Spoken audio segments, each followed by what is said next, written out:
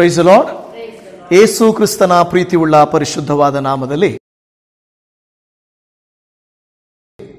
ಧ್ಯಾನ ನಿಮ್ಮೆಲ್ಲರನ್ನ ನಮ್ಮ ಕರ್ತನು ಲೋಕರಕ್ಷಕನಾಗಿರುವಂಥ ಯೇಸು ಕ್ರಿಸ್ತನ ಮಧುರವಾದ ನಾಮದಲ್ಲಿ ವಂದಿಸುತ್ತೇನೆ. ಮನುಷ್ಯರ ಮಾತುಗಳಿಗಿಂತ ದೇವರ ಮಾತುಗಳು ಶ್ರೇಷ್ಠ. ಮನುಷ್ಯರ ಮಾತುಗಳು ಯಾವಾಗಲೂ ಸ್ಥಿರವಾಗಿರುವುದಿಲ್ಲ, ಯಾವಿರುವುದಿಲ್ಲ. ಆದರೆ ದೇವರ ಮಾತುಗಳು ಸತ್ಯವಾಗಿರುತ್ತವೆ ಎಂಬುದನ್ನು ನಾವು ನೋಡುತ್ತಾ ಇದ್ದೇವೆ. ದೇವರು ಮನುಷ್ಯರಿಗೆ ವಾಗ್ದಾನಗಳನ್ನು ಕೊಡುವಂಥವನಾಗಿದ್ದಾನೆ. ಆತನು ಕೊಟ್ಟ ಮಾತನ್ನು ನೆರವೇರಿಸುವಂಥವನು ಕೂಡ ಆಗಿದ್ದಾನೆ. ಕೆಲವು ಸಂದರ್ಭಗಳಲ್ಲಿ ದೇವರು ನಮಗೆ ಕೊಟ್ಟ ಮಾತು ತಡವಾಗ್ತಾ ಇರ್ತದೆ. ಕೆಲವು ಸಾರಿ ನಮಗೆ ಗೊತ್ತಾಗ್ತಾ ಇರ್ತದೆ, ನನಗೆ ದೇವರು ಕೊಟ್ಟ ಮಾತು ನೆರವೇರಲಿಲ್ವಲ್ಲ, ದೇವರು ಹೇಳಿದ್ದಾರಲ್ವಾ, ಯಾಕೆ ಈ ಥರ ಆಗ್ತಾ ಇದೆ ಅಂತ ನಮಗೆ ಅನಿಸುತ್ತದೆ. ಅದಕ್ಕೆ ಅನೇಕ ಕಾರಣಗಳು. ಆದರೆ ದೇವರು ಇವತ್ತು ನಮ್ಮೊಟ್ಟಿಗೆ ಕೆಲವು ವಿಷಯಗಳನ್ನು ಮಾತನಾಡಲಿಕ್ಕೆ ಹೋಗ್ತಾ ಇದ್ದಾನೆ. ನಾನು ಅದಕ್ಕೆ ಹೇಳಿದ್ದು, ಮನುಷ್ಯ ಸ್ಥಿರವಲ್ಲ, ಆದರೆ ದೇವರ ಮಾತುಗಳು ಸ್ಥಿರವಾಗಿರುವಂಥವುಗಳು, ಅವು ಯಾವಾಗಲೂ ಸತ್ಯವಾಗಿರುವಂಥವುಗಳು ಆಗಿವೆ. ದೇವರ ವಾಕ್ಯ ಎಷ್ಟೋ ಕಡೆಗಳಲ್ಲಿ ಹೇಳುತ್ತದೆ, ಪ್ರಭುಗಳಲ್ಲಿ ಭರವಸೆ ಇಡುವುದಕ್ಕಿಂತ, ರಥಬಲದಲ್ಲಿ ಅಶ್ವಬಲದಲ್ಲಿ ನಂಬಿಕೆ ಇಡುವುದಕ್ಕಿಂತ, ಅಧಿಕಾರಿಗಳನ್ನು ಸರ್ಕಾರಗಳನ್ನು ನಂಬುವುದಕ್ಕಿಂತ ಪರಾತ್ಪರನಾದಂಥ ದೇವರ ಮಾತನ್ನು ನಂಬುವುದು ಎಷ್ಟೋ ಶ್ರೇಷ್ಠ ಎಂದು ನಂಬುತ್ತಾರೆ. ಇದನ್ನು ನಾವು ಒಂದು ವಾಕ್ಯವನ್ನು ಓದಿಕೊಂಡು ಪ್ರಾರ್ಥನೆ ಮಾಡಿ ದೇವರ ವಾಕ್ಯವನ್ನು ಧ್ಯಾನ ಮಾಡಿಕೊಳ್ಳೋಣ. ಆದಿಕಾಂಡ ಗ್ರಂಥ 21ನೇ ಅಧ್ಯಾಯ ಅದರ 1ನೇ ವಚನವನ್ನು ಓದಿಕೊಂಡು ನಾವು ಪ್ರಾರ್ಥನೆ ಮಾಡಿ ದೇವರ ವಾಕ್ಯ ಧ್ಯಾನಕ್ಕೆ ಹೋಗೋಣ. ಆದಿಕಾಂಡ 21ನೇ ಅಧ್ಯಾಯ 1ನೇ ವಚನ. ಯೆಹೋವನು ತಾನು ಹೇಳಿದಂತೆಯೇ ಸಾರಳ ಮೇಲೆ ದಯವಿಟ್ಟು ಆಕೆಗೆ ಕೊಟ್ಟ ಮಾತನ್ನು ನೆರವೇರಿಸಿದನು. ಆಮೇನ್, ಆಮೇನ್. ಪ್ರಾರ್ಥನೆ ಮಾಡಿಕೊಳ್ಳೋಣ.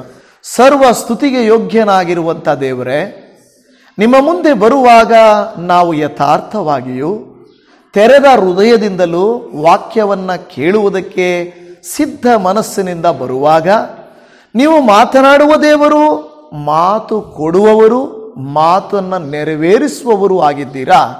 ಈ ದಿನ ಯಾರೆಲ್ಲ ನಮ್ಮ ಮಧ್ಯದಲ್ಲಿ ಬಂದು ವಾಕ್ಯವನ್ನು ಕೇಳುತ್ತಾ ಇದ್ದಾರೋ ಅವರೆಲ್ಲರಿಗೂ ನಿನ್ನ ಕೃಪೆಯೋ ಆಶೀರ್ವಾದ ಉಂಟಾಗಲಿ. ವಾಕ್ಯಗಳು ಸ್ಪಷ್ಟವಾಗಿ ಅರ್ಥವಾಗಲಿ, ನಂಬಿಕೆಯು ಹುಟ್ಟಲಿ ಮತ್ತು ನೀವು ಕೊಟ್ಟ ಮಾತನ್ನು ನೆರವೇರಿಸಲಿ ಎಂದು ನಾವು ಬೇಡಿಕೊಳ್ಳುತ್ತಾ ಇದ್ದೇವೆ. ಇಗೋ, ದಾಸನಾದ ನನ್ನನ್ನು ನಿನ್ನ ಕೈಯಲ್ಲಿ ಕೊಡುತ್ತಾ ಇದ್ದೇನೆ. ನನ್ನ ಮೂಲಕವಾಗಿ ಮಾತನಾಡಿ ನೀನೇ ಮಹಿಮೆ ಹೊಂದಬೇಕೆಂದು ಯೇಸುವಿನ ನಾಮದಲ್ಲಿ ಪ್ರಾರ್ಥಿಸ್ತೇವೆ ತಂದೆಯೇ, ಆಮೇನ್. ನಮಗೆಲ್ಲರಿಗೂ ಈ ಕಥೆ ಚಿರು ಪರಿಚಿತ. ಅಬ್ರಹಾಮನು, ಸಾರಳು, ಅವರಿಗೆ ನಡೆದಂಥ ಕಥೆಗಳು ವಿಶ್ವಾಸಿಗಳೆಲ್ಲರಿಗೂ ದೇವರನ್ನು ನಂಬಿದಾಗಲಿಂದಲೂ ಅನೇಕ ಸಾರಿ ನಾವು ಧ್ಯಾನ ಮಾಡ್ತಾ ಇರ್ತೇವೆ. ಈ ಅಬ್ರಹಾಮ ಸಾರಳು ಕೇವಲ ಕ್ರೈಸ್ತರಿಗೆ ಮಾತ್ರ ಗೊತ್ತಿಲ್ಲ. ಈ ಅಬ್ರಹಾಮ ಸಾರಳು ಯಹೂದ್ಯರಿಗೂ ಗೊತ್ತು, ಮುಸ್ಲಿಮ್ಸರಿಗೂ ಗೊತ್ತು, ಕ್ರೈಸ್ತರಿಗೂ ಗೊತ್ತು, ಅನ್ಯರಿಗೂ ಕೂಡ ಗೊತ್ತು. ಅಂದರೆ ಭೂಮಿಯ ಮೇಲೆ ಅತಿ ಹೆಚ್ಚು ಜನವಂತ ಒಂದು ಘಟನೆ ಈ ಅಬ್ರಹಾಮ ಸಾರಳ ವಿಷಯ. ಅಬ್ರಹಾಮನ ಸಾರಳ ವಿಷಯದಲ್ಲಿ ನಾವು ನೋಡುವಾಗ ಸಾರಳಿಗೂ ಅಬ್ರಹಾಮನಿಗೂ ದೇವರು ಒಂದು ಮಾತನ್ನ ಕೊಡ್ತಾರೆ.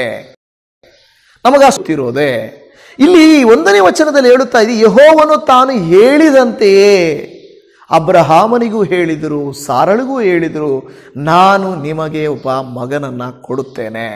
ದೇವರ ಮಾತು ಸ್ಪಷ್ಟವಾಗಿದೆ, ನಾನು ನಿನಗೊಂದು ಮಗನನ್ನ ಕೊಡುತ್ತೇನೆ ಮತ್ತು ನಿನ್ನ ಸಂತತಿಯನ್ನ ಅವರ ಮೂಲಕವಾಗಿ ಆಕಾಶದ ನಕ್ಷತ್ರಗಳಷ್ಟು, ಸಮುದ್ರದ ಉಸುಬಿನಷ್ಟು ನಾನು ಹೆಚ್ಚಿಸುತ್ತೇನೆ ಅಂತ ದೇವರು ಹೇಳಿದ್ದು ಸತ್ಯದ ಮಾತು. ಆದರೆ ಅದು ನೆರವೇರಲಿಕ್ಕೆ 25 ವರ್ಷಗಳು ತೆಗೆದುಕೊಳ್ತು. ಆ ಸಂದರ್ಭದಲ್ಲಿ ಅವರ ಮನಸ್ಸು ಸ್ವಲ್ಪ ಚಂಚಲವಾಯಿತು. ಯಾವುದೇ ಒಂದು ದೊಡ್ಡ ಸೇವಕರಾಗಿರಲಿ, ದೊಡ್ಡ ವಿಶ್ವಾಸಿಯಾಗಿರಲಿ, ದೃಢವಾಗಿರಲಿ, ಕೆಲವು ಸಾರಿ ನಮ್ಮ ನಂಬಿಕೆ ಅಲಗಾಡ್ತದೆ. ಹೌದೋ ಅಲ್ಲವೋ? ಒಬ್ಬ ಸೇವಕರನ್ನೇ ಆಗಲಿ, ಅಯ್ಯ ನೀವು ನಂಬ್ತೀರ ತಾನೇ? ಸೈತಾನನು ಯೇಸುವಿನ ಬಳಿಗೆ ಬಂದು ಏನಂತ ಹೇಳ್ತಾರೆ? ನಿನ್ನ ವಾಕ್ಯದಲ್ಲಿ ಹೇಳ್ತಾ ಇದೆ, ತನ್ನ ಭಕ್ತನು ತನ್ನ ಕಾಲು ಕಲ್ಲಿಗೆ ತಗಲಿತೆಂದು ತನ್ನ ದೂತರಿಗೆ ಅಪ್ಪಣೆ ಕೊಟ್ಟು ಅವರನ್ನ ಕೈಗಳಲ್ಲಿ ಎತ್ತಿಕೊಳ್ಳುವನು ಅಂತ ಹೇಳಿದೆಯಲ್ವಾ? ಹೌದು ಹಂಗಂತ ಹೇಳಿ ಧುಮುಕು ಅಂತ ಹೇಳಿದರೆ ನಮಗೆ ಧುಮುಕಲಿಕ್ಕಾಗುತ್ತಾ? ಯೇಸು ಸ್ವಾಮಿಗೂ ಇಗೋ ಇಲ್ಲಿಂದ ನೀನು ಧುಮುಕು ಅಂತ ಹೇಳಿದ್ರು. ನೋಡಿ, ಕೆಲವು ಸಾರಿ ನಂಬಿಕೆ ಇದೆ ಅಂತ ಹೇಳಿಬಿಟ್ಟು ನಾವು ಧುಮುಕುವುದು, ವಿಷ ಕುಡಿಯುವುದು, ಚಾಲೆಂಜ್ ಹಾಕುವುದು, ಕೆಲವು ಸಂದರ್ಭಗಳಲ್ಲಿ ಬಹಳ ಕಠಿಣವಾದಂಥ ಪರಿಸ್ಥಿತಿ ಬರ್ತದೆ ವಿಶ್ವಾಸಿಗಳಿಗೆ. ಎಲಿಯನ ಮುಂದೆ 400 ಜನರು ಸುಳ್ಳು ಪ್ರವಾದಿಗಳಿದ್ದರು. ಅವರು ಒಂದು ಕಡೆ, ಇವರೊಬ್ಬ ಕಡೆ ನಿಂತುಕೊಂಡಿದ್ದ. ಈಗ ಇವನಿಗೊಂದು ಭರವಸೆ ಇದೆ, ಒಂದು ವಿಶ್ವಾಸವಿದೆ. ನಾನು ಪ್ರಾರ್ಥಿಸಿದರೆ ನನ್ನ ದೇವರು ಆಕಾಶದಿಂದ ಬೆಂಕಿಯನ್ನು ತರಿಸುತ್ತಾರೆ ಎಂದು ನಂಬಿದ. Very good. ಅದೇ ರೀತಿಯಲ್ಲಿ ನಡೆಯಿತು. ನೆಕ್ಸ್ಟ್ ಮೂಮೆಂಟ್ ಏನಾಯಿತು? ಎಲಿಯನಿಗೆ ಏನು ಮಾಡೋದು? ಭಯ ಬಂದುಬಿಡ್ತು. ಯಾವಾಗ ಯೆಜಬೇಲು ರಾಣಿ ಕೊಲ್ತೀನಿ ಅಂತ ಶಪಥ ಮಾಡಿದ್ಲು, 400 ಜನ ಆ ಒಂದು ಪ್ರವಾದಿಗಳಿಗೆ ಭಯಪಡಲಿಲ್ಲ. ನನ್ನ ದೇವರು ನೋಡ್ರಿ, ಇವಾಗ ಚಾಲೆಂಜ್ ಹಾಕಿ ನೋಡ್ರಿ, ನೀರು ಹಾಕ್ರಿ ಬೇಕಾದ್ರೆ ಅಂತೇಳಿ ಚಾಲೆಂಜ್ ಮಾಡಿದಂಥ ಎಲಿಯನು ಅರಸಿ ರಾಣಿ ಚಾಲೆಂಜ್ ಮಾಡ್ತಾನೆ, ನಾನು ನಿನ್ನ ಕೊಲ್ತೀನಿ ಅಂದ ತಕ್ಷಣ ಭಯ ಬಿದ್ದೋಗ್ತಾನೆ. ಅಬ್ರಹಾಮನಿಗೆ ದೇವರು ವಾಗ್ದಾನ ಕೊಟ್ಟಿದ್ರು. ಆದರೂ ಅಬ್ರಹಾಮನು, ನಾವು ನೋಡ್ತೇವೆ, ಹಾಗರಳಲ್ಲಿ ಒಂದು ಮಗುವನ್ನು ಮಾಡಿಕೊಳ್ಳಲಿಕ್ಕೆ ನೋಡ್ತಾರೆ. ಎಂಥ ದೊಡ್ಡ ವಿಶ್ವಾಸಿಗಳವರು. ಅವರ ನಂಬಿಕೆಯನ್ನು ಕೆಲವು ಸಾರಿ ಅಲಗಾಡ್ತದೆ. ನಮ್ಮ ನಂಬಿಕೆ ಅಲಗಾಡೋದಿಲ್ವಾ? ಕೆಲವರು ಹೇಳ್ತಾರೆ, ಪಾಸ್ಟರ್ ನಾನು ಪಾಪನೇ ಮಾಡಿಲ್ಲ ಪಾಸ್ಟರ್. ನಾನು ಹೇಳಿದೆ, ನಾನು ಯೂಟ್ಯೂಬ್ ಲೈವ್ ಮಾಡ್ತಾ ಇದ್ದಾಗ ಕೆಲವ್ರಿಗೆ, ನಿಮ್ಮಲ್ಲಿ ಯಾರಾದರೂ ಪಾಪ ಮಾಡೇ ಇಲ್ಲ, ನನ್ನ ಮೇಲೆ ದ್ರೋಹನೇ ಇಲ್ಲ, ತಪ್ಪೇ ಇಲ್ಲ ಅನ್ನೋರು ಯಾರಾದ್ರು ಇದ್ದೀರಾ ಅಂದರೆ ನಾನು ಅಂತ ಕೆಲವರು ಹೇಳಿದ್ರು. ನಾನು ಹೇಳಿದ್ರು, ನಿಮ್ಮನ್ನು ನೀವೇ ಮೋಸ ಮಾಡ್ಕೊಳ್ತಾ ಇದ್ದೀರಾ. ಯಾಕಂದ್ರೆ ನಾನು ಹೇಳ್ತಾ ಇಲ್ಲದು, ದೇವರ ವಾಕ್ಯ ಹೇಳ್ತಾ ಇದೆ, ನಮ್ಮಲ್ಲಿ ಪಾಪವಿಲ್ಲವೆಂದು ಹೇಳಿಕೊಳ್ಳುವವನು ತನ್ನನ್ನು ತಾನೇ ಮೋಸ ಮಾಡಿಕೊಳ್ತಾ ಇದ್ದಾನೆ. ಆ ರೀತಿಯಾಗಿ ನಾವು ಹೆಚ್ಚಿಸ್ಕೊಳ್ಳೋದು, ಓ ನಾನು ದೊಡ್ಡ ಪಾಸ್ಟ್ರು, ನಾನು ಘನ ಸೇವಕರು, ನನಗೆ ಅಪನಂಬಿಕೆನೇ ಬರಲ್ಲ ಅಂದರೆ ಎಲ್ಲ ಟೈಮಲ್ಲಿ ಅಲ್ಲ. ಯಾವುದೋ ಒಂದೊಂದು ಕ್ಷಣ ಸ್ವಲ್ಪ ಅಪನಂಬಿಕೆ ಬರುತ್ತದೆ. ಇಂಥ ಸಂದರ್ಭದಲ್ಲಿ ನಾವು ನೋಡುವಾಗ ಇಂಥ ಭಕ್ತರ ನಂಬಿಕೆಯು ಕೂಡ ಅಲಗಾಡಿತು. ಆದರೆ ದೇವರು ನಂಬಿಗಸ್ತನಲ್ವಾ? ಹಲ್ಲೆಲೂಯಾ. ದೇವರು ನಂಬಿಗಸ್ತನು. ಆತನು ಮಾತು ಕೊಟ್ಟಿರೋದು ನೆರವೇರುತ್ತದೆ. ತಡವಾಗಬಹುದು, ಆದರೆ ಆತನ ಮಾತು ಸುಳ್ಳಾಗುವುದಿಲ್ಲ. ಯಾಕೆಂದರೆ ಆತನ ಮಾತಿನ ಶಕ್ತಿ ಎಷ್ಟು ಇದೆ ಅಂದರೆ ನಮಗೆ ಗೊತ್ತೇ ಇದೆ. ಆತನ ಬರೀ ಬಾಯಿ ಮಾತಿನಲ್ಲಿ ಸಮಸ್ತವನ್ನು ಉಂಟು ಮಾಡಿದ ದೇವರು ಆತನು. ಆತನ ಮಾತು ಬದಲಾಯಿಸುವವನು ಆತನಲ್ಲ. ಆತನ ಮಾತು ಕೊಟ್ಟರೆ ಆತನ ನೆರವೇರಿಸುತ್ತಾನೆ ಎಂದು ನಾವು ನೋಡುತ್ತಾ ಇದ್ದೇವೆ. ಈಗ ವಿಷಯ ಏನಂದರೆ, ಕೆಲವು ತಡೆಗಳು ನಮ್ಮ ಜೀವಿತದಲ್ಲಿ ಇರುತ್ತವೆ. ನಮ್ಮ ಜೀವಿತದಲ್ಲಿ ಮಾತು ನೆರವೇರಬೇಕಾದರೆ ಕೆಲವು ಕಾರ್ಯಗಳನ್ನು ನಾವು ಮಾಡಬೇಕೆಂದು ದೇವರ ವಾಕ್ಯ ಹೇಳುತ್ತಾ ಇದೆ. ಒಂದು ನೋಡಿ, ಮಾತು ನೆರವೇರಿಸಿದ್ದು 21ನೇ ಅಧ್ಯಾಯದಲ್ಲಿ ಅಲ್ವಾ? ಆದರೆ ನಾವು ನೋಡ್ತಾ ಇದ್ದೀವಿ 20ನೇ ಅಧ್ಯಾಯದಲ್ಲಿ 20ನೇ ಅಧ್ಯಾಯದ 17 ಮತ್ತು 18ನೇ ವಾಕ್ಯವನ್ನು ನಾವು ಓದುವಾಗ, 20ನೇ ಅಧ್ಯಾಯ 17, 18, ತರುವಾಯ ಅಬ್ರಹಾಮನು ದೇವರನ್ನ ಬೇಡಿಕೊಳ್ಳಲು ದೇವರು ಅಬಿಮೆಲೇಕನನ್ನು ಅವನ ಪತ್ನಿಯನ್ನು ದಾಸಿಯರನ್ನು ವಾಸಿ ಮಾಡಿದ್ದರಿಂದ ಅವರಿಗೆ ಮಕ್ಕಳಾದರು. ನೋಡ್ರಿ, ಇವರಿಗೆ ಮಕ್ಕಳಾಗುವುದಕ್ಕಿಂತ ಮುಂಚೆನೆ ಇನ್ನೊಬ್ಬರ ಗರ್ಭವು ಕೂಡ ಮುಚ್ಚಲ್ಪಟ್ಟಿದೆ. ಅವರು ಮಾಡಿದ ಪಾಪದ ನಿಮಿತ್ತವಾಗಿ ಅಬಿಮೆಲೇಕನು, ನೋಡಿ ಅಲ್ಲಿ ಇರ್ತದೆ, ಅಬಿಮೆಲೇಕನನ್ನು ಅವನ ಪತ್ನಿಯನ್ನು ದಾಸಿಯರನ್ನು, ಪತ್ನಿಗೆ ಮಾತ್ರ ಅಲ್ಲ ಮಕ್ಕಳಾಗದೇ ಇರೋದು, ಅವನು ದಾಸಿಯರನ್ನು ಮದುವೆ ಮಾಡಿಕೊಂಡಿದ್ದ, ಅವ್ರಿಗೂ ಮಕ್ಕಳಾಗಲಿಲ್ಲ. ಈ ರೀತಿಯಾಗಿ ಅವರು ದಾಸಿಯರನ್ನು ಏನು ಮಾಡ್ತಾ ಇದ್ದಾನೆ ಅಬ್ರಹಾಮನು? ದೇವರಿಗೆ ಬೇಡಿಕೊಳ್ತಾ ಇದ್ದಾನೆ, ದೇವರೇ ಆ ಅಬಿಮೆಲೇಕನನ್ನು ಅವನ ಕುಟುಂಬವನ್ನು ಆಶೀರ್ವದಿಸಪ್ಪ ಅಂತ ಯಾವಾಗ ಪ್ರಾರ್ಥನೆ ಮಾಡುತ್ತಾನೋ ಆವಾಗ ಪತ್ನಿಯನ್ನು ದಾಸಿಯರನ್ನು ವಾಸಿ ಮಾಡಿದ್ದರಿಂದ ಅವರಿಗೆ ಮಕ್ಕಳಾದರು. ಮುಂಚೆ ಅಬ್ರಹಾಮನ ಹೆಂಡತಿಯಾದ ಸಾರಳ ನಿಮಿತ್ತ ಯೆಹೋವನು ಅಬಿಮೆಲೇಕನ ಮನೆಯಲ್ಲಿದ್ದ ಸ್ತ್ರೀಯರೆಲ್ಲರೂ ಬಂಜೆಯರಾಗುವಂತೆ ಮಾಡಿದ್ದನು. ನೋಡಿ, ಅಬ್ರಹಾಮನಿದ್ದಾನೆ, ಅಬ್ರಹಾಮನ ಹೆಂಡತಿ, ಈ ಹೆಂಡತಿಯ ನಿಮಿತ್ತವಾಗಿ ಅಬಿಮೆಲೇಕನು ಮತ್ತು ಅಬಿಮೆಲೇಕನ ಹೆಂಡತಿ ದಾಸಿಯರ ಮೇಲೆ ದೇವರೇನು ಮಾಡಿದ್ದಾನಂತಲ್ಲಿ? ಸ್ತ್ರೀಯರೆಲ್ಲರನ್ನು ಬಂಜೆಯರಾಗುವಂತೆ ಮಾಡಿದ್ದ. ಈಗ ನೋಡಿ, ಅಬ್ರಹಾಮನಿಂದ ನಿಮಿತ್ತಾನೆ. ಈಗ ಅಬ್ರಹಾಮನಿಗೂ ಅಬಿಮೆಲೇಕನಿಗೂ ಹಾಗಾದ್ರೆ ಏನು? ಶತ್ರುತ್ವ, ದ್ವೇಷ. ಈಗ ಅಬ್ರಹಾಮನೇನು ಮಾಡ್ತಾ ಇದ್ದಾನೆ? ಒಳ್ಳೇದಾಯಿತು. ಕೆಲವರು ಹಾಗೆ ಅಲ್ವಾ, ನಮಗೆ ಯಾರಾದರೂ ದ್ರೋಹ ಮಾಡಿದರೆ ಅವ್ರಿಗೇನಾದರೂ ಆಯಿತು ಅಂದರೆ ಆಗ್ಬೇಕು ಹಂಗೇನೆ. ನನ್ನನ್ನು ವಿರೋಧಿಸಿದ್ರೂ ಹಂಗಾಗಿತ್ತು, ನನ್ನನ್ನು ತೊಂದರೆ ಪಡಿಸಿದ್ರಿಂದ ನಂಗೆ ಆಗಬೇಕು, ಹಿಂಗೆ ತಾನ ಅಂತೀವಿ. ನಮ್ಮನ್ನು ಯಾರಾದರೂ ಒಂದು ವೇಳೆ ನೀನು ಬಂಜೆ ಅಂದರೆ, ಮದುವೆ ಆಗಕ್ಕೆ ಮುಂಚೆ ಒಂದು ಹೆಣ್ಣು ಇಲ್ಲ ಗಂಡು, ನೀನು ಬಂಜೆ, ನಿನಗೆ ಮಕ್ಕಳಾಗಿಲ್ಲ, ಎಂಥದ್ದು ಹೆಂಗಸು ನೀನು ಅಂತ ಅಂದಿರ್ತಾರೆ. ಅವ್ರಿಗೂ ಮದುವೆ ಆಗ್ತದೆ, ಅವ್ರಿಗೂ ಮಕ್ಕಳಾಗಲ್ಲ. ಅವಾಗ ಇವರೇನಂತಾರೆ, ನನ್ನಂತ ಇದ್ರಲ್ಲ, ಇವಾಗ ನೀವು ಬಂಜೆ ಆಗ್ಬೇಕು, ಹಂಗೇನೆ ನನ್ನನ್ನು ನೀವು ಅಂದಿದ್ದಕ್ಕೆ ನೀವು ಬಂಜೆರಾಗಿದ್ದೀರಾ. ಈ ರೀತಿಯಾಗಿ ಏನು ಮಾಡ್ತಾರೆ, ದ್ವೇಷದಿಂದ ಮಾಡ್ತಾರೆ. ಅಬ್ರಹಾಮನು ಏನು ಮಾಡ್ತಾ ಇದ್ದಾನೆ ಗೊತ್ತಾ, ಈ ಅಬಿಮೆಲೆಕನು ತಪ್ಪು ಮಾಡಿದ್ದರೂ ಕೂಡ, ಅವನ ವಿರೋಧವಾಗಿ ಶತ್ರುತ್ವ ಇಟ್ಟುಕೊಂಡಿದ್ದರೂ ಕೂಡ ಅಬ್ರಹಾಮನು ಏನು ಮಾಡ್ದ ಗೊತ್ತಾ, ದೇವರನ್ನ ಬೇಡಿಕೊಳ್ಳಲು.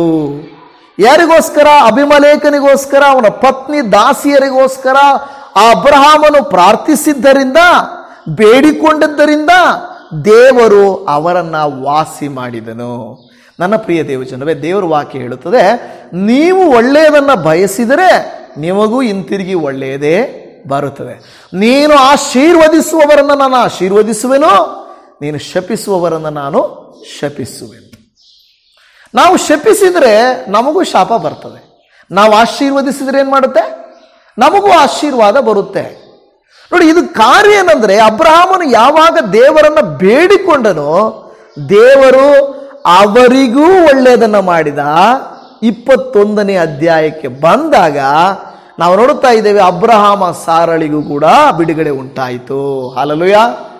ಇವತ್ತು ನಮಗೆ ಬಿಡುಗಡೆ ಉಂಟಾಗಬೇಕಾದ್ರೆ ದೇವರ ಸನ್ನಿಧಾನಕ್ಕೆ ಹೋಗುವಾಗ ದೇವರೇನು ಹೇಳ್ತಾರೆ, ನೀನು ನನ್ನ ಸನ್ನಿಧಿಗೆ ಬರುವಾಗ ಕೋಪ, ದ್ವೇಷ, ಏನೋ ಬೇರೆಯವರ ಮೇಲೆ ಒಂದು ವೇಳೆ ಅಸೂಯೆ, ವಂಚನೆ, ಕೆಟ್ಟತನ ಯಾವುದನ್ನು ಹೃದಯದಲ್ಲಿ ಇಟ್ಟುಕೊಂಡು ಬರಬೇಡ. ನೀನು ನನ್ನ ಸನ್ನಿಧಿಗೆ ಬರುವಾಗ ನೀನು ಯಥಾರ್ಥವಾಗಿ ನನ್ನ ಸಮ್ಮುಖಕ್ಕೆ ಬರಬೇಕು.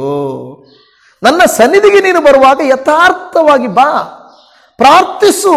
ನೋಡಿ, ಈಗ ಅಬ್ರಹಾಮನು ಯಾವಾಗ ಪ್ರಾರ್ಥಿಸಿದನೋ ಅವರಿಗೂ ಬಿಡುಗಡೆಯಾಯಿತು, ಸ್ವಂತ ಇವರಿಗೂ ಬಿಡುಗಡೆಯಾಯಿತು. ಹಲ್ಲೆಲೂಯಾ. ಇವತ್ತು ನಮ್ಮ ಜೀವಿತದಲ್ಲಿ ನಾನೇನಾದರೂ ಒಂದು ತಪ್ಪು ಮಾಡ್ತಾ ಇದ್ದೀನಿ ಅಂತ ಹೇಳಿದರೆ, ಯಾರಾದರೂ ನನ್ನ ಕುರಿತು ನೀನು ಈ ರೀತಿ ಮಾಡ್ತಾ ಇದೆಯಾ ಫಸ್ಟೇ, ನೀವು ಈ ಥರ ಮಾಡ್ತಾ ಇದೀಯ ಅಂದರೆ ಅದನ್ನು ಹೇಳಕ್ಕೆ ನೀವು ಯಾರು? ನನ್ನ ಇಷ್ಟ, ನಾನು ಹಂಗೆ ಇರೋದು, ನಾನು ದೇವ್ರ ಮಗನು, ನಾನು ಹೆಂಗಾದರೂ ಇರ್ತೀನಿ ಅಲ್ಲ. ಯಾರಾದರೂ ನಮ್ಮ ಕುರಿತಾಗಿ ನಿಮ್ಮಲ್ಲಿ ಒಂದು ಬಲಹೀನತೆ ಇದೆ ಅಯ್ಯ ಅಂದಾಗ ನಾವು ದೇವ್ರ ಮುಂದೆ ಕೂತ್ಕೊಂಡು, ದೇವರೇ ನಿಜನಾ, ಅವ್ರು ಹೇಳ್ತಾ ಇರೋದು ನಿಜಾನಾ, ನನ್ನಲ್ಲಿ ತಪ್ಪಿದೆಯಾ? ನಾವು ನಮ್ಮನ್ನೇನು ಮಾಡಬೇಕು, ಪರಿಶೋಧಿಸಿಕೊಳ್ಳಬೇಕು. ನೋಡಿ, ಪಾಪಗಳನ್ನು ಮುಚ್ಚಿಕೊಳ್ಳುವವನಿಗೆ ಶುಭವಾಗದು, ಬದಲಾಗಿ ಅದನ್ನು ಒಪ್ಪಿಕೊಂಡು ಬಿಟ್ಟು ಬಿಡುವವನಿಗೆ ಕರುಣೆ ದೊರೆಯುವುದು. ಹಲ್ಲೆಲೂಯಾ. ಮುಚ್ಚಿಕೊಂಡ್ರೆ ನಿನಗೆ ಕೆಂಡನ ಸೆರಗಲ್, ಅದೇನು ಹೇಳ್ತಾರಲ್ಲ, ಕೆಂಡನ ಸೆರಗಲ್ ಹಾಕ್ಕೊಂಡ್ರೆ ಯಾರಿಗೆ ನಷ್ಟ? ಸೆರಗಲ್ ಸುಟ್ಟೋಗ್ತದೆ. ಬೆಂಕಿ ಕೆಂಡಗಳನ್ನು ಸೆರಗಲ್ ಹಾಕ್ಕೊಳ್ಳೋದಲ್ಲ, ಬದಲಾಗಿ ನಾವು ಅದನ್ನು ಬಚ್ಚಿಟ್ಕೊಳ್ಳೋದಲ್ಲ. ಪಾಪವನ್ನು ಕೂಡ ಹಾಗೇನೆ ಕೆಲವರು ಏನು ಮಾಡ್ತಾರೆ ಗೊತ್ತಾ, ಒಂದು ವೇಳೆ ನಾನು ಕಳೆದ ದಿನಗಳಲ್ಲಿ ಹೇಳ್ತಾ ಇದ್ದೆ, ಕೆಲವರು ಕುಡಿತ ಮಾಡೋರು ಶನಿವಾರದವರೆಗೂ ಕುಡಿದು ಭಾನುವಾರ ನೀಟಾಗಿ ಬಂದ್ಬಿಡ್ಬೋದು ಚರ್ಚ್ಗೆ. ಕೆಲವರು ಸ್ಮೋಕ್ ಮಾಡೋರು ಚರ್ಚ್ ಆಚೆಗೆ ಬಂದ್ಬಿಟ್ಟು ಸ್ಮೋಕ್ ಮಾಡಿಬಿಟ್ಟು ಪೆಪ್ಪರ್ಮೆಂಟ್ ಹಾಕ್ಕೊಂಡು, ಬಬಲ್ ಗಮ್ ಹಾಕ್ಕೊಂಡು ಚೆನ್ನಾಗಿ ಬಾಯಿ ತೊಳ್ಕೊಂಡು ಬಂದು ದೇವ್ರ ಮುಂದೆ ಕೂತ್ಕೊಳ್ಬಹುದು. ಎಲೆಡಿಕೆ ಹಾಕುವಂಥವರು ಎಲೆಡಿಕೆ ಎಲ್ಲ ತಿಂದುಬಿಟ್ಟು ಮುಖ ತೊಳ್ಕೊಂಡು ಚೆನ್ನಾಗಿ ಬಂದು ದೇವ್ರ ಮುಂದೆ ಕೂತ್ಕೊಳ್ಳಬಹುದು.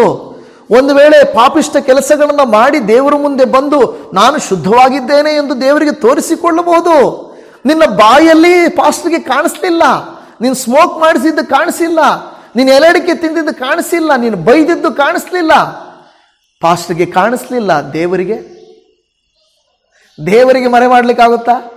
ಅದಕ್ಕೆ ದೇವರು ಹೇಳ್ತಾನೆ, ನೀನು ಮನುಷ್ಯರ ಮುಂದೆ ನಟನೆ ಮಾಡಿದಿ, ಆದರೆ ನನ್ನ ಮುಂದೆ ನೀನು ನಟನೆ ಮಾಡಕ್ಕೆ ಆಗಲ್ಲ. ಯಾಕೆಂದ್ರೆ ಅವನವನ ಕೃತ್ಯಗಳಿಗೆ ತಕ್ಕಂತೆ ಪ್ರತಿಫಲವನ್ನು ಕೊಡುವ ಆತನು ದೇವರಾಗಿದ್ದಾನೆ. ನಾವು ಏನು ಮಾಡ್ತೀವಿ ಅದು ಕೃತ್ಯಗಳಿಗೆ ತಕ್ಕ ಪ್ರತಿಫಲ. ಪ್ರತಿ ಮಾತಿಗೂ ಪ್ರತಿ ಕ್ರಿಯೆಗೂ ದೇವರ ಮುಂದೆ ನಾವು ಲೆಕ್ಕ ಒಪ್ಪಿಸಬೇಕಾಗಿದೆ. ಈಗ ಅಬ್ರಹಾಮನು ಕೂಡ ಅಬಿಮೆಲೆಕನು ಹಂಗೆ ಇರಲಿ, ಅವ್ರ ಮನೆಯವರು ಹಂಗೆ ಇರಲಿ ಅಂದಿದ್ರೆ ದೇವರು ನೋಡಿ ಇವರಿಗೂ ಇನ್ನೂ ತಡ ಮಾಡ್ತಾ ಇದ್ರು. ಯಾವಾಗ ಅಬ್ರಹಾಮನು ಈ ಕೆಲಸವನ್ನು ಮಾಡಿದನೋ ನೋಡ್ರಿ, ಇಮ್ಮಿಡಿಯೇಟ್ ಆಗಿ ದೇವರು 21ನೇ ಅಧ್ಯಾಯ 1ನೇ ವಚನ, ಇದು 20ನೇ ಅಧ್ಯಾಯ 17-18ನೇ ವಾಕ್ಯದಲ್ಲಿ ಹೇಳ್ತಾ ಇರೋದು. ಆದರೆ ಆ ನಂತರ ನಾವು ನೋಡ್ತಾ ಇದ್ದೀವಿ ಕೊನೆಯ ವಾಕ್ಯಗಳು ನೋಡಿದ್ರೆ, ಅದನ್ನು ನಾನು ಹೇಳ್ತಾ ಇದ್ದೀನಿ, 17-18 ವಾಕ್ಯ ನಂತರ 21ನೇ ಅಧ್ಯಾಯ 1ನೇ ವಚನ ಬರ್ತಾ ಇದೆ ನೋಡಿ. 17-18 ತರುವಾಯ ಅಬ್ರಹಾಮನನ್ನು ದೇವರನ್ನ ಬೇಡಿಕೊಳ್ಳುವುದು ಅವರ ಅಭಿನವನಿಕೆ ನಾನು ಓದಿದ ಹಾಗೆ ಅವರೆಲ್ಲರನ್ನ ಬಂಜೆಯಾಗಿ ಮಾಡುವುದನ್ನು ಆದರೆ ಪ್ರಾರ್ಥನೆ ಮಾಡಲಾಗಿ. ನೆಕ್ಸ್ಟ್ 21ನೇ ಅಧ್ಯಾಯದ 1ನೇ ವಚನ ಹೇಳುತ್ತದೆ, ಯೆಹೋವನು ತಾನು ಹೇಳಿದಂತೆಯೇ ಸಾರಳ ಮೇಲೆ ದಯವಿಟ್ಟು ಆಕೆಗೆ ಕೊಟ್ಟ ಮಾತನ್ನ ನೆರವೇರಿಸಿದನು. ಹಾಲೆಲೂಯ. ನೀವು ಮಾಡುವ ಕ್ರಿಯೆ ನೀವು ಮಾಡಿದರೆ ದೇವರು ಮಾಡೋ ಕೆಲಸ ತುಂಬ ಹೊತ್ತು ಹಿಡಿಯೋದೇ ಇಲ್ಲ. ಹಾಲೆಲೂಯ. ಆತನಿಗೆ ತುಂಬ ಸಮಯ ಬೇಕಾಗಿಲ್ಲ. ನೀನು ಹಿಂಗೆ ಮಾಡು, ನಾನು ಕ್ಷಣದಲ್ಲಿ ಮಾಡ್ತೇನೆ. ನಾವು ಮಾಡೋದು ತಡ ಆಗ್ಬೋದೇನೋ, ದೇವ್ರು ಮಾಡೋದು ತಡ ಆಗೋದಿಲ್ಲ. ಅದು ಬಹಳ ಮುಖ್ಯ. ನಾವು ಮಾಡೋದೇ ತುಂಬ ತಡ. ನಮಗೆ ದೇವರ ಆಲಯಕ್ಕೆ ಬರಲಿಕ್ಕೆ ಕೆಲವು ಸಾರಿ ಆಲಯಕ್ಕೆ ಬರಲಿಕ್ಕೆ 6 ದಿನ ಬೇಕು. ಆದರೆ ದೇವರಿಗೆ ನಮ್ಮ ಹತ್ರ ಬರಲಿಕ್ಕೆ ಆತನು ಯಾವಾಗಲೂ ನಮ್ಮ ಸಂಗಡ ಇರ್ತಾನೆ. ಹಲ್ಲೆಲೂಯ. ಇವತ್ತು ದೇವರ ವಾಕ್ಯವನ್ನು ಆಲಿಸುತ್ತಿರುವಂಥ ನನ್ನ ಪ್ರೀತಿಯ ದೇವಜನವೇ, ನಾವು ಯಾವಾಗಲೂ ನಮ್ಮನ್ನ ಮನುಷ್ಯರೊಟ್ಟಿಗೆ ಅಲ್ಲ ಹೋಲಿಕೆ ಮಾಡಿಕೊಳ್ಳಬೇಕಾಗಿರುವುದು, ನಾವು ನಮ್ಮನ್ನು ಯಾವಾಗಲೂ ದೇವರ ಮುಂದೆ ಹೋಲಿಕೆ ಮಾಡಿಕೊಳ್ಳಬೇಕು. ಆಗಲೇ ನಾವೆಷ್ಟು ನಿಶಕ್ತರು ಬಲಹೀನರು ಎಂದು ಗೊತ್ತಾಗುತ್ತದೆ. ಇನ್ನೊಂದು ವಾಕ್ಯವನ್ನು ನಾವು ಓದುತ್ತೇವೆ. ಯೋಬನ ಗ್ರಂಥ 42ನೇ ಅಧ್ಯಾಯ 10ನೇ ವಚನದಲ್ಲಿ ಯೋಬನ ಕುರಿತಾಗಿ ಕೂಡ ಮಾತನಾಡ್ತಾ ಇದೆ. ಯೋಬನ ಗ್ರಂಥ 42ನೇ ಅಧ್ಯಾಯ 10ನೇ ವಚನ ಅಲ್ಲಿ ಹೇಳುತ್ತಾ ಇದೆ, ಯೋಬನು ತನ್ನ ಸ್ನೇಹಿತರಿಗೋಸ್ಕರ ಪ್ರಾರ್ಥಿಸಿದ ಬಳಿಕ ಯೆಹೋವನು ಅವನ ದುಸ್ಥಿತಿಯನ್ನ ಹೋಗಲಾಡಿಸಿ ಅವನ ಸೊತ್ತನ್ನು ಮೊದಲಿಗಿಂತ 2ರಷ್ಟಾಗಿ ಹೆಚ್ಚಿಸಿದನು. ಹಾಲೆಲೂಯ. ನೋಡಿ, ಯೋಬನು ಅನೇಕ ಶೋಧನೆಗಳನ್ನು ಹಾದು ಹೋಗ್ತಾ ಇದ್ದಾನೆ. ಒಂದರ ಮೇಲೆ ಒಂದು ಕಷ್ಟ ಬರ್ತಾನೇ ಇದೆ, ಶೋಧನೆ ಬರ್ತಾ ಇದೆ. ಒಂದು ಕಡೆ ಅವನ ಸ್ನೇಹಿತರು ಬಂದು ಹೇಳಿದರು, ನೀನೇನೋ ಪಾಪ ಮಾಡಿರಬೇಕು ಅಂದರು. ಅವರ ಮೇಲೆ ಕೋಪ ಮಾಡ್ಕೊಳ್ತಾನೆ. ನೀವೇನು ಹಿಂಗೆ ಹೇಳ್ತಾ ಇದ್ದೀರಾ? ನೀವೇನು ಸ್ನೇಹಿತರ? ಇಲ್ಲ ಅಂದರೆ ನನ್ನ ಶತ್ರುಗಳ? ನೀವು ಒಳ್ಳೆಯದನ್ನು ಬಯಸಕ್ಕೆ ಬಂದಿರೋ ನೀವು, ಸಾಂತ್ವನ ಮಾಡಕ್ಕೆ ಬಂದಿರೋ ನೀವು ನನಗೆ ಶೋಧನೆ ಕೊಡ್ತಾ ಇದ್ದೀರಾ, ನನಗೆ ನೋವು ಕೊಡ್ತಾ ಇದ್ದೀರಾ ಅಂತ ಅವರ ಮೇಲೆ ರೇಗಾಡ್ತಾನೆ. ಅವ್ರು ಹೇಳ್ತಾರೆ, ಸ್ನೇಹಿತರು, ಇಲ್ಲಪ್ಪ ನಿಮ್ಮನ್ನ ಸಾಂತ್ವನ ಮಾಡಕ್ಕಂತಾನೇ ಬಂದ್ವಿ. ನಿನ್ನ ಸ್ಥಿತಿ ನೋಡುವಾಗ ನಾವು ಅಂದುಕೊಂಡಿರುವುದಕ್ಕಿಂತಲೂ ಹೆಚ್ಚು ಕೇಡು ಬಂದುಬಿಟ್ಟಿದೆ ನಿನಗೆ. ಆದ್ರಿಂದ ಇದು ನಿನ್ನ ಮೇಲೆ ದೇವರೇ ಕೋಪ ಮಾಡಿಕೊಂಡಿರ್ಬೇಕು, ಅದಕ್ಕೆ ನಿನಗೆ ಈ ಸ್ಥಿತಿ ಅಂತ ಕೇಳ್ತಾರೆ. ಆದರೆ ಅವನು ಕೋಪ ಮಾಡಿಕೊಂಡ, ಮಾತಾಡಿಲ್ಲ. ಸ್ನೇಹಿತರೆಲ್ಲ ಹೊರಟೋದ್ರು. ಆದರೆ ನಂತರ ದೇವರ ವಾಕ್ಯ ಹೇಳ್ತಾ ಇದೆ, 42ನೇ ಅಧ್ಯಾಯದಲ್ಲಿ ಯೋಬನು ಅರ್ಥ ಮಾಡಿಕೊಳ್ತಾನೆ, ಏನಾದರೂ ಆಗಲಿ ನಾನು ಈ ಥರ ಮಾಡಬಾರ್ದಾಗಿತ್ತು, ನಾನು ಅವರನ್ನು ಕ್ಷಮಿಸಬೇಕಾಗಿತ್ತು, ನಾನು ಅವರನ್ನು ಪ್ರೀತಿಸಬೇಕಾಗಿತ್ತು, ನಾನು ಅವರನ್ನ ಪ್ರಾರ್ಥಿಸಬೇಕಾಗಿತ್ತು ಅಂತ ಮತ್ತೆ ಅವರನ್ನ ಕರೆಸಿ ಅವನೇನು ಮಾಡ್ತಾನೆ? ತನ್ನ ಸ್ನೇಹಿತರಿಗೋಸ್ಕರ ಪ್ರಾರ್ಥಿಸಿದ. ಹಲ್ಲೆಲೂಯ. ನೋಡಿದ್ರೆ ಅಬ್ರಹಾಮನು ಅಭಿಮಲೇಖನಿಗೋಸ್ಕರ ಪ್ರಾರ್ಥಿಸಿದ, ಯೋಬನು ತನ್ನ ಸ್ನೇಹಿತರಿಗೋಸ್ಕರ ಪ್ರಾರ್ಥಿಸಿದ. ದೇವರ ವಾಕ್ಯ ನಮಗೆ ಯಾವಾಗಲೂ ಹೇಳುವುದೇನೆಂದರೆ, ನಿಮ್ಮ ಶತ್ರುಗಳು ಮಿತ್ರರಾಗಬೇಕಾದ್ರೆ, ಅವರ ತಲೆಯ ಮೇಲೆ ಕೆಂಡಗಳು ಸುರಿಯಲ್ಪಡುವಂತಾಗಬೇಕಾದ್ರೆ ನೀವು ಅವರಿಗೋಸ್ಕರ ಪ್ರಾರ್ಥಿಸಿರಿ. ಒಳ್ಳೆ ಒಂದು ವಾಕ್ಯ ಹೇಳ್ತಾರೆ ಗೊತ್ತಾ? ನಿಮಗೆ ಶತ್ರುಗಳು ಇರಬಾರ್ದಾಗಿದ್ರೆ ನೀವೇನು ಮಾಡಬೇಕು ಗೊತ್ತಾ? ಅವನ್ನ ಮಿತ್ರರನ್ನಾಗಿ ಮಾಡ್ಕೋಬೇಕು ಅಲ್ವಾ? ನಾವು ಕೆಲವು ಸಾರಿ ಏನು ಮಾಡ್ತೇವೆ ಗೊತ್ತಾ? ಒಂದು ವೇಳೆ ನೋಡಿ, ಯಾರನ್ನಾದರೂ ನಾವು ಒಂದು ವೇಳೆ ದ್ವೇಷ ಮಾಡಿಕೊಂಡ್ರೆ ಅದು ಅವರಿಗೂ ನೋವು, ಅದು ನಮಗೂ ನೋವು ಅಲ್ವಾ? ಆದರೆ ಅದಕ್ಕೆ ಬದಲಾಗಿ ನಾವೇನಾದರೂ ಅದನ್ನು ಸರಿ ಮಾಡಿಕೊಂಡು ಬಿಟ್ಟರೆ ಖಂಡಿತವಾಗಿ ಇದು ಯಾವುದೇ ನಷ್ಟ ನಮಗೆ ಆಗುವುದಿಲ್ಲ. ದೇವರು ಯಾವಾಗಲೂ ನಮಗೆ ಹೇಳೋದೇನೆಂದರೆ, ನೀವು ನನ್ನ ಮಕ್ಕಳಾಗಿರುವುದರಿಂದ ನನ್ನ ಮಾತಿನಂತೆ ನೀವು ನಡ್ಕೊಳ್ಳಬೇಕು ಎಂದು ದೇವರ ವಾಕ್ಯ ಹೇಳುತ್ತಾ ಇದೆ. ಹಲ್ಲೆಲೂಯ. ಕರ್ತನಿಗೆ ಸ್ತೋತ್ರ. ಇಲ್ಲಿ ಯೋಬನು ಏನು ಮಾಡ್ದ? ಯಾವಾಗ ತನ್ನ ಸ್ನೇಹಿತರಿಗೋಸ್ಕರ ಪ್ರಾರ್ಥಿಸಿದನೋ ದೇವರವನ ದುಸ್ಥಿತಿಯನ್ನ ಹೋಗಲಾಡಿಸಿ, ಅವನ ಬಹಳ ದುಃಖದ ಸ್ಥಿತಿಯಲ್ಲಿದ್ದ. ದುಸ್ಥಿತಿಯನ್ನು ಹೋಗಲಾಡಿಸುವುದು ಮಾತ್ರವಲ್ಲದೆ ಅವನ ಸೊತ್ತನ್ನ 2ರಷ್ಟು ಹೆಚ್ಚಿಸಿದನು. ಹಲ್ಲೆಲೂಯ. ಕರ್ತನ ನಾಮಕ್ಕೆ ಸ್ತೋತ್ರ ಉಂಟಾಗಲಿ. ವಾಕ್ಯವನ್ನು ಕೇಳುತ್ತಿರುವಂಥ ನನ್ನ ಪ್ರೀತಿಯ ದೇವಜನರೇ, ಪರರಿಗಾಗಿ ಪ್ರಾರ್ಥಿಸಿರಿ.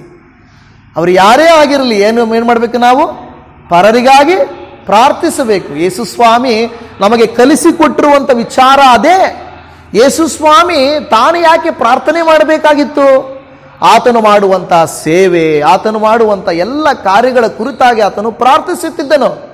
ನನಗೆಷ್ಟೋ ಸಾರಿ ಕೆಲವು ಪೇರೆಂಟ್ಸ್ ಕಾರ್ಯ ಮಾಡಿ ಹೇಳ್ತಾರೆ, ಅಯ್ಯ ನಮ್ಮ ಮಕ್ಕಳಿಗೆ ಜ್ಞಾನ ಇಲ್ಲ, ನಮ್ಮ ಮಕ್ಕಳು ಅವಿಧೇಯರಾಗಿದ್ದಾರೆ, ನನ್ನ ಮನೆಯವರು ಹಿಂಗಿದ್ದಾರೆ ಹಂಗಿದ್ದಾರೆ ಅಂತ. ನಾನು ಹೇಳ್ತೇನೆ, ಅವರು ಮಲಗಿದ ಮೇಲೆ ನೀವು ಎದ್ದು ಕೂತು ಪ್ರಾರ್ಥನೆ ಮಾಡಿರಿ.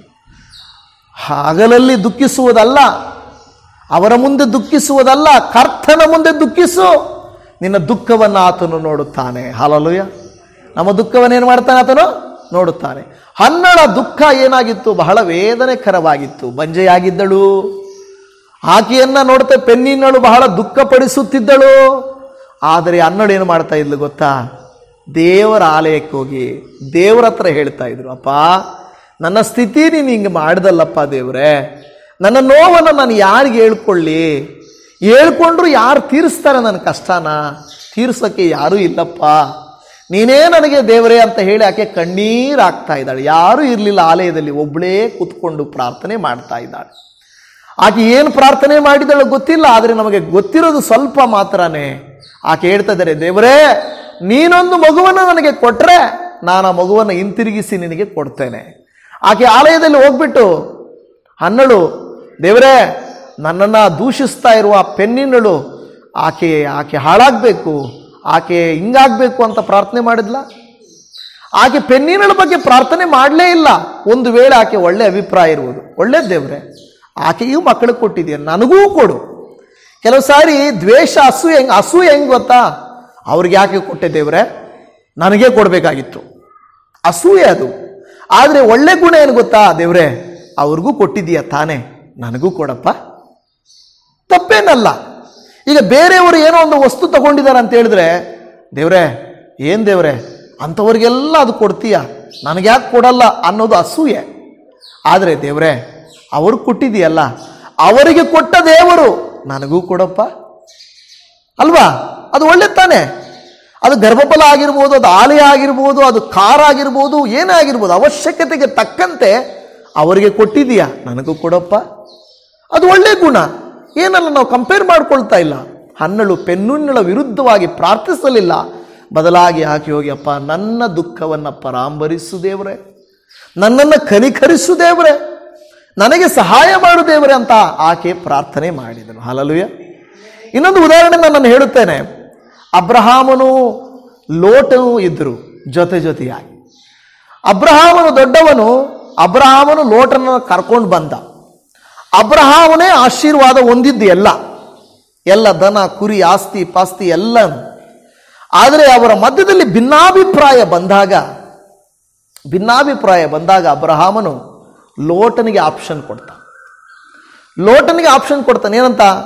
ನೀನು ಎಡಕ್ಕೆ ಹೋದರೆ ನಾನು ಬಲಕ್ಕೆ ಹೋಗ್ತೇನೆ, ನೀನು ಬಲಕ್ಕೆ ಹೋದರೆ ನಾನು ಎಡಕ್ಕೆ ಹೋಗ್ತೇನೆ, ನಿನಗೆ ಯಾವುದು ಬೇಕೋ ಅದನ್ನು ಆಯ್ಕೆ ಮಾಡಿಕೋ ಎಂದ. ಅಯ್ಯ ನೀವು ಹಿರಿಯರು, ನೀವು ತಗೊಳ್ಳಿ, ಮಿಕ್ಕಿದ್ದು ನನಗೆ ಕೊಡ್ರಿ ಅನ್ಬೇಕಾಗಿತ್ತು. ಅವನೇನು ಮಾಡ್ದ? ಒಳ್ಳೆ ಚೆನ್ನಾಗಿ ಫಲವತ್ತಾಗಿರೋದನ್ನು ನೋಡಿಬಿಟ್ಟು ನನಗೆ ಇದಿರಲಿ ಅಂತ ತಗೊಂಡ. ಆಯ್ತಪ್ಪ ಸಂತೋಷ, ಹೋಗು ಅಂತ ಹೇಳ್ದ. ಆದರೆ ಒಂದು ಕಾಲ ಏನಾಯಿತು, ಈ ಸುಭಿಕ್ಷವಾದ ಜಾಗದಲ್ಲಿ ಜನರು ಸುಭಿಕ್ಷವಾಗಿ ಬೆಳೆದರು. ಅದನ್ನೇ ಸೊದೋಮ್ ಗೊಮೋರ ಪಟ್ಟಣಗಳು ಅಂತ ಆಯಿತು. ನೋಡಿ, ಅನೇಕ ಸಾರಿ ಎಲ್ಲಿ ತುಂಬ ಸುಭಿಕ್ಷತೆ ಇರುತ್ತದೋ ಪಾಪ ಅಲ್ಲಿ ಜಾಸ್ತಿ ಇರುತ್ತದೆ. ಹೌದಾ ಇಲ್ವಾ? ಹಣ ಜಾಸ್ತಿ ಇದ್ದಷ್ಟು ಪಾಪ ಜಾಸ್ತಿ ಆಗುತ್ತಾ ಕಡಿಮೆ ಆಗುತ್ತಾ? ಜಾಸ್ತಿ ಆಗುತ್ತದೆ. ನೋಡಿ, ಹಣ ಇರುವಂಥವ್ರು ನೋಡಿ, ಹೆಂಗೆ ನಾನು ಖರ್ಚು ಮಾಡಲಿ, ಹೆಂಗೆ ನಾನು ಎಂಜಾಯ್ ಮಾಡಲಿ, ಹೆಂಗೆ ನಾನು ಬಳಸಲಿ ಅಂತ ಇರ್ತಾರೆ. ಇಲ್ಲದೆ ಇರೋರು ಹೊಟ್ಟೆಗೆ ತಿಂತಾರೆ, ಬಟ್ಟೆ ಉಟ್ಕೊಳ್ತಾರೆ, ದೇವರೇ ಸ್ತೋತ್ರ ಅಂತ ಮಲ್ಕೊಳ್ತಾರೆ. ದುಡ್ಡಿದ್ರೆ ಅಬ್ಬಾ ಸಿನಿಮಾಗೆ ಹೋಗೋಣ ಅನಿಸ್ತದೆ, ದುಡ್ಡಿದ್ರೆ ಏನು ಕುಡಿಯೋಣ ಅನಿಸ್ತದೆ, ಏನು ತಿನ್ನೋಣ ಅನಿಸ್ತದೆ, ಏನು ಮಾಡೋಣ ಅನಿಸ್ತದೆ. ದುಡ್ಡು ಹಣವು, ದೇವರ ವಾಕ್ಯ ಏನು ಹೇಳ್ತದೆ? ಹಣವು ಸಕಲ ವಿಧವಾದ ಕೆಟ್ಟತನಕ್ಕೆ ಮೂಲವಾಗಿದೆ. ಹೌದು, ಹಣವು ಸಕಲ ವಿಧವಾದ ಕೆಟ್ಟತನಕ್ಕೆ ಮೂಲವಾಗಿದೆ. ಈಗೇನಾಯಿತು? ಈ ಲೋಟನ್ನು ಆರಿಸಿಕೊಂಡ ಸಂಪತ್ತಾದ ಅದರಲ್ಲಿ ಜನರು ವಾಸ ಮಾಡಿದ್ರು, ಬೆಳೆದ್ರು, ದುಡ್ಡು ಮಾಡಿದ್ರು, ಬಿಲ್ಡಿಂಗ್ಗಳು ಕಟ್ಟಿದ್ರು, ಹಾಗೇನೆ ಕುಡಿದು ಮಜಾ ಮಾಡಿ ಅನೈತಿಕ ಕೂಡ ಜಾಸ್ತಿ ಆಗೋಯ್ತು. ಇಂಥ ಸಂದರ್ಭದಲ್ಲಿ ದೇವರು ಹೇಳ್ತಾನೆ, ಅಬ್ರಹಾಮನೇ, ನಾನು ಆ ಸೊದೋಮ್ ಗೊಮೋರ ಪಟ್ಟಣವನ್ನು ಹಾಳು ಮಾಡಬೇಕಂತಿದ್ದೇನೆ. ಅಬ್ರಹಾಮನೇನಂತ ಹೇಳ್ದ? ಒಳ್ಳೇದು ದೇವ್ರೆ, ಒಳ್ಳೇದು ಅಂತ ಹೇಳಿದ್ನ? ಒಳ್ಳೇದು. ಆ ಸೊದೋಮ್ ಗೊಮೋರ ಪಟ್ಟಣ ಇದೆಯಲ್ಲ, ನನಗೆ ಬರಬೇಕಾಗಿದ್ದು ಪಾಲದು. ಒಳ್ಳೆ ಫಲವತ್ತಾಗಿರೋದು ಲೋಟನ್ನು ತಗೊಂಡು ಚೆನ್ನಾಗಿದ್ದಾನೆ ನೋಡು. ಈಗೊಂದು ಕೆಲಸ ಮಾಡು, ನನ್ನಿಂದ ಅವನು ಬೇರ್ಪಟ್ಟು ಹೋದವನು ಲೋಟ, ಅವನು ಸತ್ತರೆ ನನಗೆ ಲಾಭ. ಸಾಧಾರಣ ಲೋಕದ ಜನ ಹಂಗೆ ತಾನೇ ಯೋಚನೆ ಮಾಡೋದು. ನನ್ನನ್ನು ಬಿಟ್ಟೋಗಿದ್ದಾನೆ, ಬೆಳೆದಿದ್ದಾನೆ, ಅವನು ನಾಶ ಆದರೆ ನಾನು ಕಣ್ಣಾರೆ ನೋಡಬೇಕು ಅಂತ ಲೋಕದ ಜನ ಹೇಳ್ತಾರೆ. ಆದರೆ ಅಬ್ರಹಾಮನ ಹೇಳಿದ್ನ ಆ ರೀತಿ ಹೇಳಿ. ಅಬ್ರಹಾಮನ್ ಏನು ಮಾಡಿದ? ಬದಲಾಗಿ ಪ್ರಾರ್ಥಿಸಿದ. ಏನಂತ ಪ್ರಾರ್ಥಿಸಿದ? ದೇವ್ರೆ ಹೀಗಂತೀನಿ ಅಂತ ಕೋಪ ಮಾಡ್ಕೋಬೇಡ್ರಿ, ಒಂದು ವೇಳೆ ಅಲ್ಲಿ ಒಂದು 50 ಜನ ನೀತಿವಂತರಿದ್ದರೆ ಅದನ್ನು ನಾಶ ಮಾಡಿಬಿಡ್ತೀಯ ದೇವ್ರೆ ಅಂತ ಕೇಳ್ತಾರೆ. ಇಲ್ಲ ಇಲ್ಲ ಇಲ್ಲ ದೇವ್ರೆ ಕೋಪ ಮಾಡ್ಕೋಬಾರ್ದು, ಇನ್ನೊಂದು ಸಾರಿ ಕೇಳ್ತೀನಿ, 20 ಜನರಿದ್ದರೆ. ಈ ಥರ ದೇವ್ರ ಹತ್ರ ಬಾರ್ಗೇನ್ ಮಾಡ್ತಾ ಇದ್ದಾನೆ. ಮನುಷ್ಯರಾದ್ರೆ ಏನು ಮಾಡ್ತಾ ಇದ್ರು ಗೊತ್ತಾ? ಒಳ್ಳೇದು ದೇವ್ರೆ, ಒಂದು ಹೇಳು ಮನಸ್ಸು ಒಳಗಡೆನೇ ಇಟ್ಕೊಂಡು, ಹೌದಾ ದೇವ್ರೆ ನಾಶ ಮಾಡ್ತೀಯಾ? ಅಯ್ಯೋ ಸರಿ, ನಿನ್ನ ಚಿತ್ತ, ನಂದೇನಿದೆ, ನಿನ್ಗಿಷ್ಟ ಆದರೆ ನಾಶ ಮಾಡು. ಒಳಗಡೆ ಏನು ಅನಿಸ್ತೈತೆ? ಒಳ್ಳೇದು, ಗುಡ್ ಗುಡ್. ಮೇಲ್ಗಡೆಗೇನೋ ಹೌದಾ, ಅಯ್ಯೋ ಪಾಪ, ಮೇಲ್ಗಡೆ ಮಾತ್ರ ಅಂದು ಒಳಗಡೆ ಮಾತ್ರ ಕೊನೆಗೆ ಕೊಡಲಿ, ಚೆನ್ನಾಗಿ ಏಟು ಕೊಡಲಿ ಅಂತ ಅಂದ್ಕೊಳ್ತಾ ಇದ್ರೆ ಮನುಷ್ಯರ ಬುದ್ಧಿ ಅದೇನೆ. ಮೇಲಕ್ಕೆ ಹೌದಾ, ಓಹ್ ಸರಿ ಸರಿ, ತುಂಬ ಸಂತೋಷ, ತುಂಬ ಚೆನ್ನಾಗಿದೆ, ಒಬ್ಬ ಓಕೆ. ನಾನು ಹೇಳ್ತಾ ಇರ್ತೇನೆ, ಈ ಮನೆಯ ಗೃಹಪ್ರವೇಶಗಳಿಗೆ ಹೋದವರು ಏನು ಮಾಡ್ತಾರೆ? ಈ ಗೃಹಪ್ರವೇಶಕ್ಕೆ ಹೋದರೆ ಅಬ್ಬಾ ಚೆನ್ನಾಗಿ ಮಾಡಿಸಿದ್ದಾರೆ ಬ್ರದರ್, ವೆರಿ ಸೂಪರ್ ನೈಸ್, ದುಡ್ಡೆಲ್ಲಿಂದ ಬಂತು ಏನೋ, ಚೆನ್ನಾಗಿ ಹಾಕಿದ್ದಾರೆ, ಓಕೆ, ಇಷ್ಟು ಅಂದರೆ ದುಡ್ಡು ತುಂಬ ಬಂದಿತ್ತು, ಎಲ್ಲಿಂದನೋ ಹೊಡೆದಿರ್ತಾರೆ. ಅವರ ಆಲೋಚನೆ ಏನಂದರೆ ಚೆನ್ನಾಗಿ ಮೇಲ್ಗಡೆ ಬ್ರದರ್ ಚೆನ್ನಾಗಿ ಕಟ್ಟಿದ್ದೀರಿ ಬ್ರದರ್, ವಾ ಸೂಪರ್ ಸೂಪರ್ ಅದ. ಬಟ್ ಒಳಗಡೆ ಏನು ಓಡ್ತಾ ಇರ್ತದೆ? ಏನು ಓಡ್ತಾ ಇರ್ತದೆ ಒಳಗಡೆ? ಎಲ್ಲೋ ಹೊಡೆದಿದ್ದಾರೆ ದುಡ್ಡು, ಯಾರೋ ಮಾಡಿದ್ದಾರೆ ದುಡ್ಡು, ಏನೋ ಕೊಟ್ಟಿದ್ದಾರೆ ದುಡ್ಡು. ವಾ, ಅದು ಹಂಗಲ್ಲ. ಅದು ದೇವರ ಮಕ್ಕಳು ಸ್ಪೆಷಲ್ ಆಗಿ ಈ ಗುಣಗಳು ಹೊಂದಿರಬೇಕು. ನಾವು ಎಷ್ಟು ಬೇರೆಯವ್ರನ್ನ ಬ್ಲೆಸ್ ಮಾಡ್ತೀವೋ ದೇವರು ಅಷ್ಟು ನಮ್ಮನ್ನು ಬ್ಲೆಸ್ ಮಾಡ್ತಾನೆ. ಹಲ್ಲೆಲೂಯಾ. ಅಷ್ಟೇ, ಚೆನ್ನಾಗಿರಪ್ಪ ಅಂತ ಹೃದಯಪೂರ್ವಕವಾಗಿ ನೀವು ಬಯಸಿದರೆ ದೇವರು ಕೂಡ ನಮ್ಮನ್ನು ಹೇಳ್ತಾರೆ, ದೇವರು ನಮ್ಮನ್ನು ಅಷ್ಟೇ ಯಥಾರ್ಥವಾಗಿ ಆಶೀರ್ವಾದ ಮಾಡ್ತಾರೆ. ಹಲ್ಲೆಲೂಯಾ. ಅದು ಅಬ್ರಹಾಮನು ಲೋಟನ ಕುರಿತಾಗಿ ದೇವರೇ ಅವನು ಹೇಳಲಿಲ್ಲ ಕೊನೆಗೆ, ಅಬ್ರಹಾಮನು ನಮ್ಮ ಲೋಟ್ನಿದ್ದಾನೆ ಅಂತ ಹೇಳಲಿಲ್ಲ. ಅಪ್ಪ ಯಾರಾದರೂ ನೀತಿವಂತರಿದ್ದರೆ ಕಾಪಾಡು. ಈ ಅಬ್ರಹಾಮನ ಪ್ರಾರ್ಥನೆಯನ್ನು ಕೇಳಿದಂಥ ದೇವರು ಲೋಟನನ್ನು ಅವನ ಮಕ್ಕಳನ್ನು ಹೆಂಡತಿಯನ್ನು ಹಿಡಿದುಕೊಂಡು ಆಚೆಗೆ ತಂದು ಬಿಡ್ತಾನೆ. ಹಲ್ಲೆಲೂಯಾ. ಬೇರೆಯವರು ಯಾರೂ ಇಲ್ಲ. ದೇವರು ಅರ್ಥ ಮಾಡಿಕೊಂಡ್ರು ಅಬ್ರಹಾಮನ ಯಾಕೆ ಪ್ರಾರ್ಥಿಸಿದನಂತ. ನನ್ನ ಪ್ರಿಯರೇ, ಇವತ್ತು ನೀವು ನಾನು ಅಷ್ಟೇನೆ, ನಾವು ಬೇರೆಯವ್ರನ್ನ ಆಶೀರ್ವದಿಸೋಣ, ಆಶೀರ್ವಾದಕ್ಕೆ ಪಾತ್ರರಾಗೋಣ. ನಾವು ಒಳ್ಳೆಯದನ್ನು ಬಯಸೋಣ, ನಾವು ದೇವರಿಂದ ಒಳ್ಳೆಯದನ್ನು ಪಡೆದುಕೊಳ್ಳೋಣ. ನಾವು ಯಾವಾಗ ಒಳ್ಳೆಯದನ್ನು ಬಯಸುತ್ತೇವೋ ಹಿಂತಿರುಗಿ ನಮಗೆ ಆ ಬ್ಲೆಸ್ಸಿಂಗ್ ನಮಗೆ ಹಿಂತಿರುಗಿ ಖಂಡಿತ ಬರ್ತದೆ. ಖಂಡಿತ ಇವತ್ತಲ್ಲ ಅಂದರೆ ನಾಳೆ ದೇವರು ಕೊಟ್ಟೇ ಕೊಡ್ತಾನೆ. ನಾವು ಅನುಗ್ರಹಿಸಬೇಕು. ಇನ್ನೊಂದು ಉದಾಹರಣೆಯನ್ನು ನಾನು ನಿಮಗೆ ನೆನಪಿಸ್ತೇನೆ. ಬೇರೆ ವಾಕ್ಯಗಳಿದ್ದಾವೆ, ಬಟ್ ಉದಾಹರಣೆ ನೆನೆಸ್ತೇನೆ. ಒಂದು ಸಾರಿ ದಾವೀದನು ಸೌಲನಿಗೆ ತುಂಬ ತೊಂದರೆ ಆಯಿತು, ಗೊತ್ತಿದೆ ನಿಮಗೆ ಕಥೆಯೆಲ್ಲ. ಒಂದು ಸಾರಿ ಸೌಲನು ಏನು ಮಾಡ್ತಾನೆ, ಫಿಲಿಸ್ಟಿಯರನ್ನು ಯುದ್ಧ ಮಾಡಿ ಗೆದ್ದು ಸಂತೋಷವಾಗಿ ಬರ್ತಾ ಇರ್ತಾನೆ, ಖುಷಿಯಾಗಿ ಬರ್ತಾ ಇರ್ತಾನೆ. ಖುಷಿಯಾಗಿ ಬರುವಾಗ ಯಾರೋ ಹೇಳ್ತಾರೆ, ಅರಸ ಇದೇ ಕಾಡಲ್ಲಿ ದಾವೀದ ಇದ್ದಾನೆ. ಹೌದಾ?